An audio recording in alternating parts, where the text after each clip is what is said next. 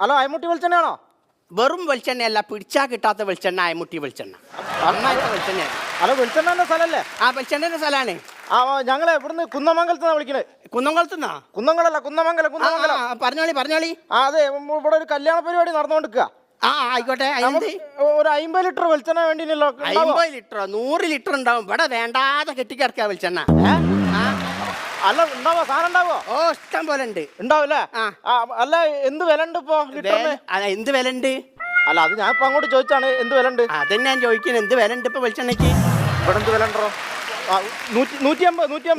150 ഞങ്ങൾ വാങ്ങല്. 150. എന്നാ പിന്നെ ഒരു 10 റുപ്യ കുറച്ചിട്ട് 150 ഞാൻ തരും.